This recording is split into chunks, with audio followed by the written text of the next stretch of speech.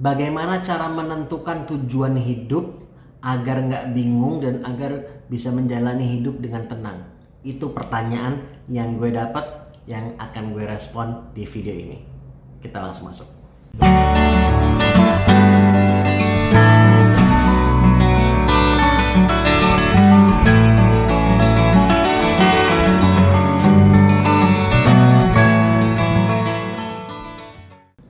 Assalamualaikum warahmatullahi wabarakatuh. Gue Ali, anak yang jatuh cinta sama semua hal yang berhubungan dengan life purpose, well-being, mental health, mindfulness, dan law of attraction. Dan ini adalah salah satu segmen dari 1141, ya, 11 menit untuk satu pertanyaan, di mana gue merespon pertanyaan-pertanyaan yang kalian masukkan lewat Instagram.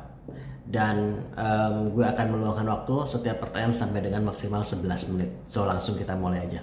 Pertanyaan seperti tadi, bagaimana cara menentukan tujuan hidup agar nggak bingung dan agar menjalani hidup dengan tenang? Dari bunyi pertanyaannya ada beberapa hal yang perlu gue klarifikasi. Yang pertama, orang berbeda pendapat dengan gue, silahkan ya, tapi yang gue yakini, bukan kita yang menentukan tujuan hidup kita. Jadi dari pertanyaannya bagaimana cara menentukan tujuan hidup, menurut gue kita nggak bisa menentukan tujuan hidup kita. Kalau goals, ya, life goals, bukan hanya bisa, perlu kita menentukan life goals kita. Tapi life goals itu berbeda dengan life purpose. Silahkan cari di video gue yang lain, gue pernah membahas soal itu, ya. Tapi gue bahas secara singkat, super singkat di sini aja. Kalau goals itu dicapai, sedangkan tujuan hidup itu dijalani. Dan ini bukan hal, jangan ngegampangin perbedaan kata ini, efeknya berbeda sekali dampaknya ketika lu menjalani hidup lu. Tujuan hidup gue misalnya adalah mempermudah orang untuk menemukan dan menjalani tujuan hidup mereka. Dan itu yang gue jalani, bukan gue capai. Termasuk sekarang, insya Allah gue sedang menjalani tujuan tersebut. Tapi dalam perjalanannya gue perlu membuat goals. Misalnya gue membuat goals nih, target misalnya ada tahun ini ada 10.000 orang yang bisa kita permudah untuk menemukan dan kemudian menjalani tujuan hidup mereka. Di akhir tahun gue evaluasi dong, tercapai atau tidak 10.000 tadi. Tapi tercapai atau tidaknya 10.000 tadi itu kan hanya mengukur seberapa baik tahun ini gue menjalani tujuan gue. Angka 10.000 itu bukan tujuan hidup gue, it's just a goal yang penting tentunya. Tapi jangan sampai kita salah sangka mengira bahwa goals itu adalah life purpose. Dan memang ini adalah salah satu kesalahpahaman yang sangat umum mengenai life purpose.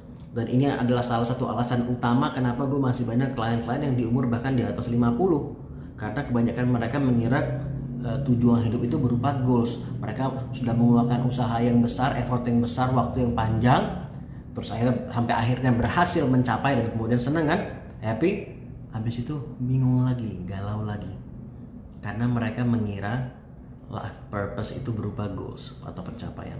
So jadi bukan kita yang menentukan tujuan hidup kita. Kalau goals memang kita bisa menentukan dan perlu, tapi sekali lagi life purpose bukan kita yang menentukan. Dan kenapa bukan kita yang menentukan? Gue kasih analogi begini. Ini kacamata yang gue pakai, ya, gue pakai kacamata nih. Yang menentukan, yang menciptakan tujuannya kacamata, tujuan utamanya kacamata, itu kan bukan si kacamata, tapi yang menciptakan kacamata. Gue duduk di kursi ini. Yang menentukan atau dan menciptakan tujuannya kursi, bukan si kursi, tapi menciptakan kursi. Begitu juga Ali. Yang menciptakan dan menentukan tujuannya Ali, bukan Ali, tapi yang menciptakan Ali. Tugasnya Ali adalah untuk menemukan dan kemudian menjalani tujuan tersebut. Makanya kalau menciptakan itu dari tidak ada menjadi ada. Sedangkan kalau menemukan itu sudah ada tapi belum ketemu. Makanya menemukan dan kemudian menjalani tujuan hidup kita. Dan ketika gue bilang tujuan hidup, bukan hanya manusia secara umum, tapi spesifik si Ali, si Budi, si Tono, si Tini, dan seterusnya. Gue meyakini setiap orang itu diciptakan oleh Tuhan dengan unik, dengan kelebihan-kelebihannya masing-masing, dengan keunikannya masing-masing. Itu bukan nggak sengaja, bukan Tuhan nggak ada tujuan yang khusus. Makanya diciptakan berbeda-beda dengan keunikan masing-masing, ada tujuannya. Itu yang gue maksud dengan menemukan tujuan hidup, itu yang spesifik dari individu ke individu, dan itu yang gue lakukan adalah mempermudah orang untuk menemukan dan kemudian menjalaninya. Nah, jadi itu bagian pertama dari apa yang ditanyakan. Jadi kita nggak bisa menentukan tujuan hidup kita, tapi kita perlu menemukan dan kemudian menjalaninya, ya.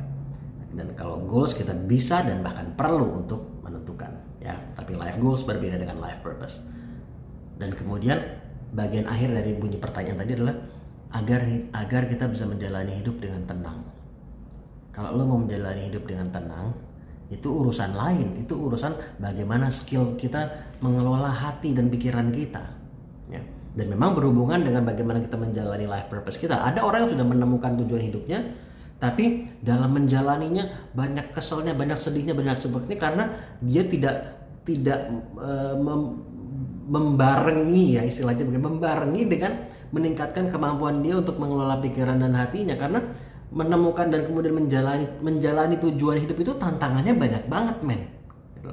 Tapi meskipun tantangannya banyak, tetapi itu fulfilling juga, ada kepuasan batin yang luar biasa.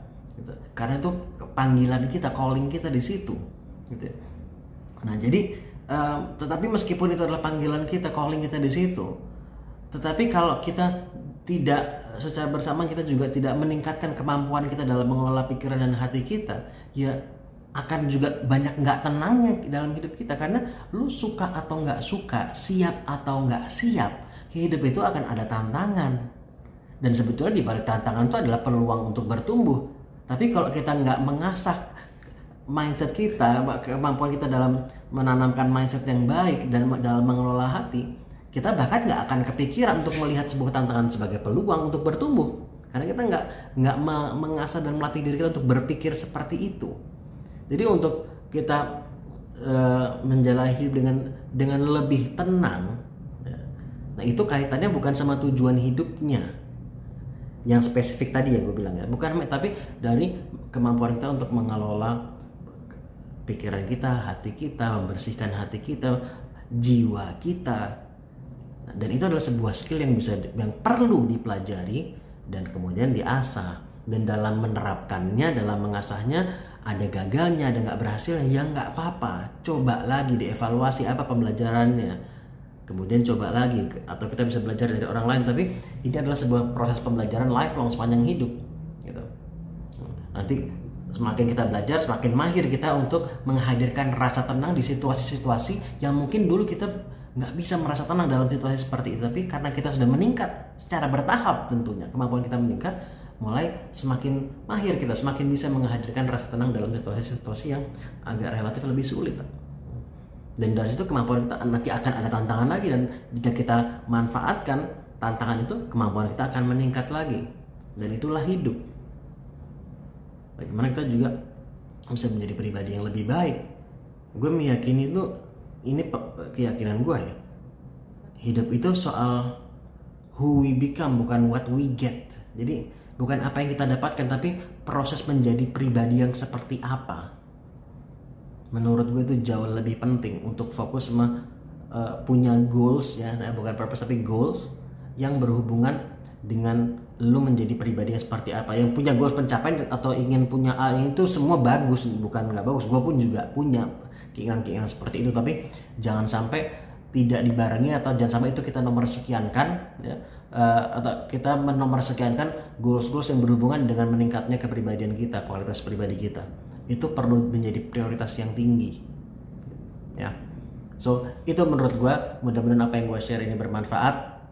Dan kalau bermanfaat, sekali lagi jangan lupa juga lo like juga, lo share juga, lo komen juga di bawah apa pembelajaran lo juga, karena itu juga selain membantu channel ini juga akan membantu video ini mungkin akan ditemukan oleh orang lain yang mungkin juga akan membutuhkan juga, yang sedang membutuhkan juga. Dan insya Allah bisa jadi bagian dari ibadah gue dan lo juga, karena lo apa yang lo lakukan juga membuat video ini lebih tersebar ke banyak orang juga dan bisa bermanfaat buat orang lain juga.